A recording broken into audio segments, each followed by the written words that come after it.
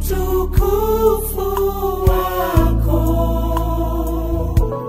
unashuka na kutenda napokuabudu utukufu wako unashuka na kutenda.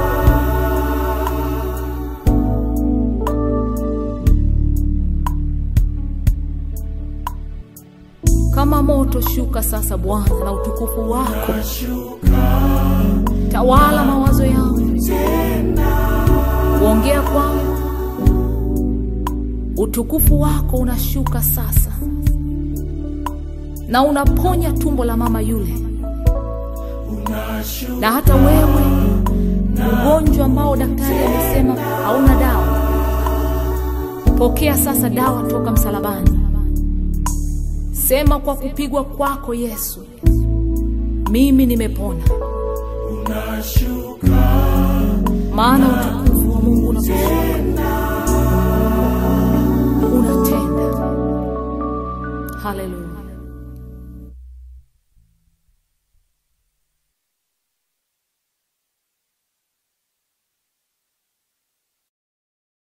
Ninamshukuru Mungu aliyenipa nafasi ya kuweza kusimama mbele zako nikuletee ujumbe ambao Mungu alinituma kwa kila mwanadamu aliyezaliwa na mwanamke anayeishi chini ya jua. Ujumbe huu Mungu alinituma ili niweze kusema nao juu ya kile ambacho kitakupata baada ya uhai wako kuwa na ukomo, yani baada ya kufa kwako. Na ujumbe huu Mungu amenituma kwa kila mwanadamu. Haijalishi lugha yako, haijalishi dini yako, haijalishi imani unayoiamini, lakini Mungu amenituma kwako ili niweze kusema kile ambacho nimekiona kwa macho yangu na kwa masikio yangu. Na ujumbe huu ninaouleta kwako, usifikiria kwamba ni ndoto, labda niliota ndoto ndio maana nikaja nikakwambia, au usifikiria kwamba nimenukuu kutoka vitabu fulani. Ni ujumbe ambao Mungu alinichukua nikiwa kutoka katika hali ya mwili wa kawaida kwenda katika mwili mwingine, na kwa macho yangu na kwa ufahamu wangu nikayaona haya, na Mungu akayatunza ndani yangu ili niweze kukuletea. Kwa hiyo ndugu yangu, ninaomba unisikilize kwa makini kile ambacho Mungu amenituma kwako. Haijalishi utakipokeaje, lakini ninaomba ukisikie kile ambacho Mungu amenituma kwako. Ninajua kabisa ya kwamba unaishi katika ulimwengu huu, ulimwengu wenye maharibifu mengi, ulimwengu uliopoteza dira, ulimwengu unaokatisha tamaa, na ulimwengu wenye mafundisho mbalimbali. Inawezekana ni mengi umeyasikia kutokana na habari juu ya kufa kwa mwanadamu. Wengi wanajua ya kwamba mwanadamu unapotea, na wengine wanajua ya kwamba mwanadamu ukifa unayeyuka, na wengine wanajua ya kwamba mwanadamu ukifa unabaki hapa duniani kurithi vitu vyote. Lakini kile ambacho ninakileta kwako inawezekana kikawa ni tofauti kabisa na vile ulivyoambiwa. Ninaomba ukipokee kama vile Mungu alivyonituma, na sitaweza kukipunguza kwa namna yoyote ile. Nitakileta kwako kama vile ambavyo Mungu amenituma, kiwe ni kigumu au ni chepesi. Ninaomba ukipokee kama vile Mungu ambavyo amenituma kwako. Na kabla sijakuletea ujumbe huu, ninaomba nisome kwanza Biblia kwa utangulizi kama neno la Mungu. Nitasoma kitabu cha Ufunuo mlango wa 20 mstari wa 11. Kisha nikaona kiti cha enzi kikubwa cheupe, na yeye aketie juu yake, ambaye nchi na mbingu zikakimbia uso wake, na mahali pao hapakuonekana. Nikawaona wafu wakubwa kwa wadogo wamesimama mbele ya hicho kiti cha enzi, na vitabu vikafunguliwa, na kitabu kingine kikafunguliwa ambacho ni cha uzima, na hao wafu wakahukumiwa katika mambo hayo yaliyoandikwa katika vile vitabu sawasawa na matendo yao. Ndugu mpendwa msikilizaji, ninakwenda sasa kukuletea ujumbe huu baada ya utangulizi wa neno la Mungu. Ilikuwa ni mwaka 91 mwezi wa 12, tulikuwa tunafanya mkutano wa Injili pale Petu Uyole, Mbeya. Na katika huo mkutano wa Injili tulikuwa tumechaguliwa watu 10 wa kuingia kuombea ule mkutano. Mimi nikiwa ni mojawapo katikati ya wale mabinti ambao tuliingia kwenye hicho chumba cha maombi, yani tulikuwa ni wazamiaji. Tulipokuwa tunaendelea na maombi hayo usiku na mchana, maana ulikuwa ni mkutano wa muda mrefu kidogo, mwenzetu mmoja akawa ametoa wazo ya kwamba si vema tukakaa kwenye chumba cha maombi bila kujua kile kinachoendelea. Ni sharti tuende tukaone na kusikiliza, tugawane watu waende kusikiliza mkutano, kisha wakaone kile kinachoendelea, ndipo tuingie kumweleza Mungu kwa ajili ya kile ambacho kipo kwenye mkutano. Nilichaguliwa mimi kwenda kwenye ile semina iliyokuwa inaanza usiku saa 2. Nilipofika huko tukafanya semina. Baada ya kufanya semina tukarudi tena kwenye chumba chetu cha maombi. Tulipokuwa tunaendelea na maombi, waombaji wanajua siku zote ya kwamba maombi ya uzamiaji ni maombi ambayo yanamaliza sana nguvu za mwili. Tukawa tumehitaji kupumzika, na katika kupumzika mimi hasa usingizi mzito sana ulinichukua, sijajua wenzangu. Ninasema kwa nafsi yangu maana mimi ndiye niliyekuwa najijua. Kutokana na ule uchovu, usingizi mzito sana ulinichukua. Baadaye katikati ya ule usingizi nikawa kana kwamba mtu amenivua ule usingizi, haupo tena. Nikajaribu sana kutafuta usingizi, nikajifunika mablanketi ya kwamba inawezekana ya kwamba labda kwetu Mbeya ni baridi, inawezekana nimepigwa baridi ndio maana usingizi umenipaa. Lakini nilipojifunika blanketi sikuweza kupata nafasi tena ya usingizi. Hatimaye sikuweza kuwainua wenzangu, maana roho wa Mungu hakunisukuma kwamba niingie kuomba. Nikabaki nimekaa huku sina usingizi kabisa, wala kusoma neno sikusukumwa. Nikiwa katika hali hiyo ndipo nikasikia sauti ikiniita. Ile sauti ikaniita jina langu, ikaniita ikasema Nyisaki. Ile sauti iliponiita, wazo lilinijia moja kwa moja kwamba inawezekana kuna mwenzangu labda amenigundua ya kwamba niko macho, sasa ananitaka tuingie kwenye maombi. Nilipotazama wenzangu kwa mara nyingine tena, hakuna aliyekuwa macho, wote walikuwa wako katika usingizi mzito. Sikuitika kwa ile sauti ya kwanza, nikabaki nimenyamaza. Ile sauti kajirudia tena, ikasema Nyisaki. Niliposikia sasa wazo likanijia kama mwanadamu, nikafikiri inawezekana kuna mtu nje ya mlango anataka nitoke nimfungulie. Lakini nilipotoka kwenda kufungua ule mlango sikukutana na mtu yeyote, ila nilikutana tu na giza, maana ulikuwa ni usiku wa manane. Hakukuwepo mtu wala mnyama wala mwanadamu yeyote, kama kawaida ya usiku wa manane. Nikafunga mlango, nikarudi nikakaa. Ile sauti karudia tena Nyisaki. Iliponiita kwa mara ya 3 ndipo nikaitika. Nilipoitika ile sauti kasema ya kwamba nimekuchagua uwe mtumishi wangu. Huku nikijua kidogo, ufahamu wangu kielewa kidogo juu ya madhara ya watumishi wanaoyapata na adha kubwa, nikahofu sana ile sauti. Baada ya kugundua kwamba ni sauti ya Mungu, nikamwambia Mungu, mimi kazi ya utumishi siwezi, kwa sababu sijaenda kwenye chuo chochote cha Biblia kwenda kujifunza. Halafu umri wangu haunitoshi, mimi ni mtoto mdogo. Ile sauti kasema mkumbuke mtumishi wangu Yeremia. Nalimchagua kutoka tumboni mwa mama yake.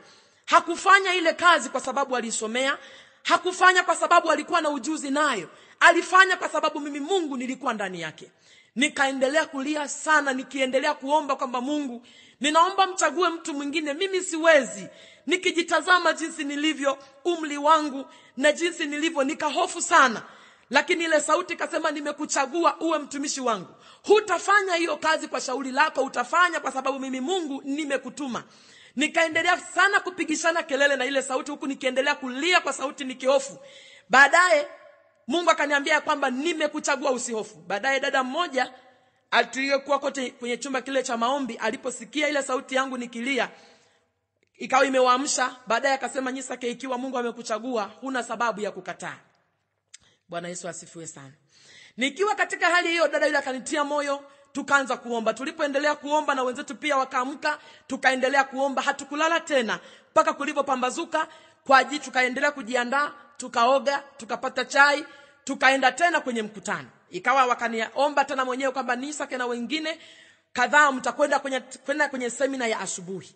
Nikaondoka kwenda kwenye ile semina iliyokuwa inaanza saa 4 asubuhi katika kanisa moja wapo ambao tulikuwa tunafanyia ile mikutano. Tulipofika pale tukafanya semina kama kawaida. Baada ya kufanya ile semina ndipo tukawa tunatoka ili tuende kwenye chumba cha maombi. Tukiwa njiani, mwenzetu mmoja alitoa wazo ya kwamba kuna rafiki yetu mpendwa katika Bwana ambaye ameugua muda mrefu, sasa tuende tukamuone na kumtaka hali anaendeleaje kabla hatujaenda kwenye chumba cha maombi. Bwana Yesu asifiwe sana. Tulipokuwa tumefika pale tukamkuta ndugu yetu anaendelea vizuri. Tukamshukuru Mungu kwa maombi. Baada ya kuona ndugu yetu anaendelea vizuri, kisha tukaendelea kujifunza juu ya Biblia. Yaani mwenye swali gumu akawa anauliza kama mimi mahali fulani sipaelewi, na aliyeweza kujibu tukaendelea kujibizana hivyo hivyo tukisaidiana. Baadaye tulipotazama muda, tukaona muda wetu umekwisha.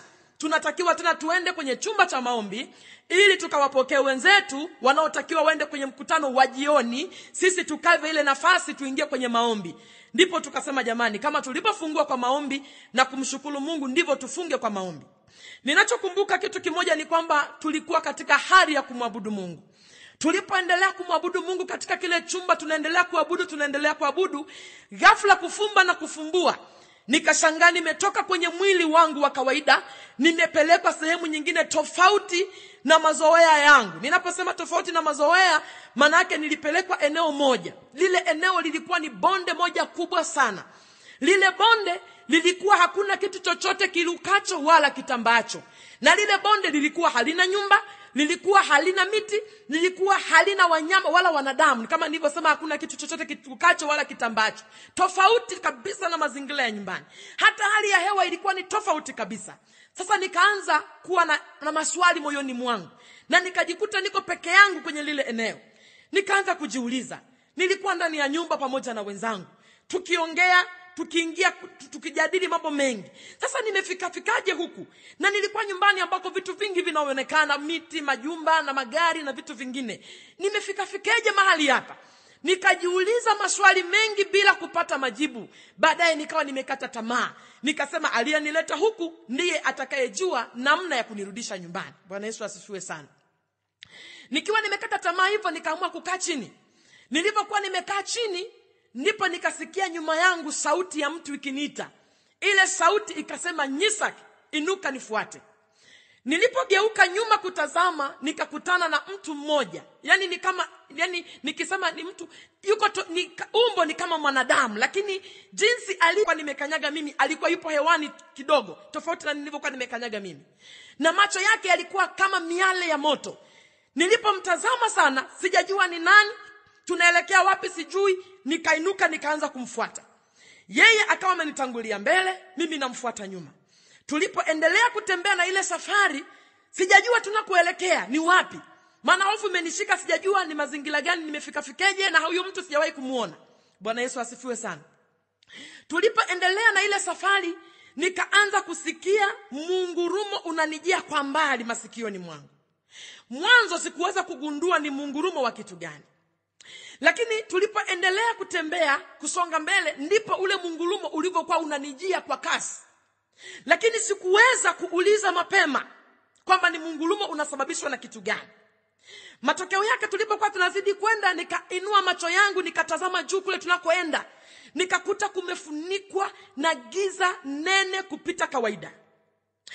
Lile giza likanitia hofu pamoja na huo mungurumo. Ndipo nikamuomba yule mtu kwamba nimuulize ili nijue vile vitu vinasababishwa na nini huko tunakoelekea. Bwana Yesu asifiwe sana. Tulipokuwa tunazidi, nilipomuuliza kwamba vinasababisha, nikamwomba nijue ni kitu gani kinasababisha. Maana nilipomuuliza kwamba ni kitu gani kinachosababisha, akaniambia ya kwamba, Nyisak, nikamuuliza ya kwamba huo mungurumo ninaosikia ni mungurumo wa kitu gani? Na lile giza ninaloliona ni giza vinasababishwa na kitu gani? Akanijibu akaniambia ya kwamba ule mungurumo, lile sio giza. Akaniambia ya kwamba lile sio giza isipokuwa ni moshi. Akaniambia ule moshi unaouona unatoka sehemu ya jehanamu pamoja na huo mungurumo. Vinatoka sehemu ya jehanamu ambapo baada ya mwanadamu kufa duniani na kuja katika aliyetenda dhambi, atakapochukuliwa na kwenda kupelekwa jehanamu, huko ndiko vinakotoka hivyo vitu. Binafsi, pendwa msikilizaji, nimezaliwa katika nyumba ya Kikristo. Nimelelewa katika maadili ya kidini. Nilikuwa nikisikia hili neno la jehanamu, lakini sikuweza kujua ya kwamba hili kitu ni kitu kilichopo kweli. Nilikuwa ninafikiri ya kwamba inawezekana kuna watu waliokuwa wanaandika Biblia, walipoona wanadamu anatenda dhambi, watafute kitu mbadala cha kumtisha mwanadamu. Wakisema kuna moto, huyu mwanadamu ataogopa. Lakini nilikuwa sijui ya kwamba ni kitu halisi kilichopo. Ya kwamba mungurumo huo na giza hilo vinatoka sehemu ya jehanamu. Mawazo yangu yakarudi upesi kukumbuka kile nilichokuwa nikifundishwa nyumbani. Maana nimelelewa kwenye mafunzo ya Sunday school, ninasikia hivyo, lakini nilikuwa siamini kama jinsi watu wengi wasivyoamini. Wanaposikia ya kwamba kuna jehanamu, watu wengi hawaelewi. Wanafikiria kwamba ni bla bla, wanafikiria kwamba ni utani, wanafikiria